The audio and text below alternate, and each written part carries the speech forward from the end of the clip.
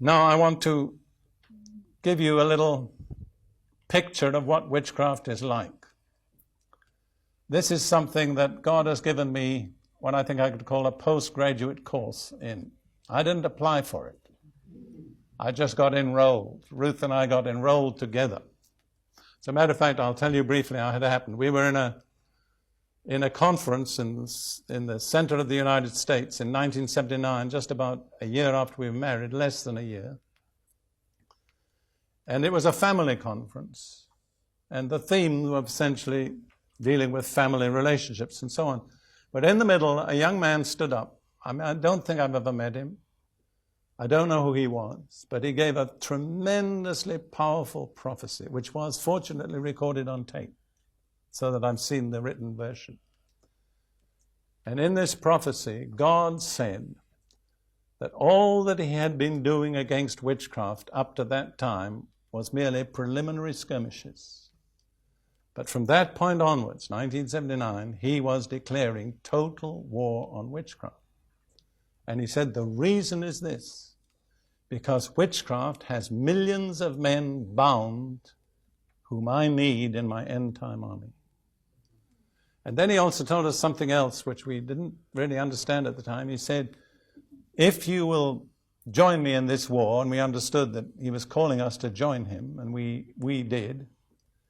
He said, you will encounter people who are under curses that have been passed down through families from generation to generation.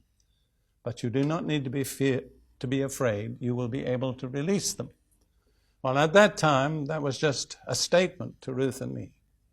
But in the subsequent period of nearly 10 years, we have encountered thousands of people under curses passed down through families. And God has given us, by his grace, the ability to release them. This confirms to me that this prophecy was from God, because it contained a prediction which we didn't know anything about, which has been absolutely fulfilled. So that's how I've come to know something about witchcraft. As a matter of fact, I had got involved somewhat earlier in brief encounters with witchcraft.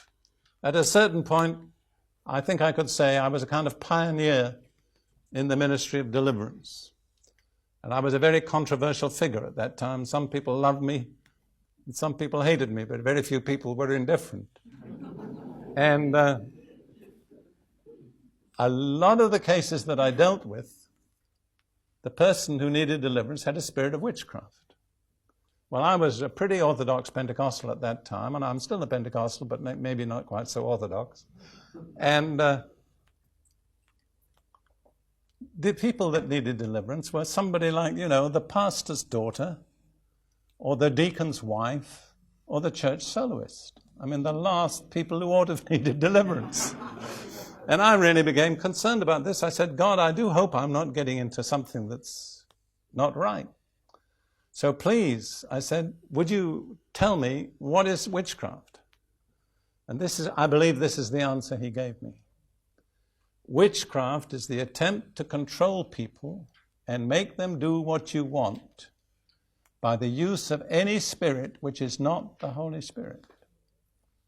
And then he said, as a kind of corollary, if any person has a spirit which he or she uses, it is not the Holy Spirit.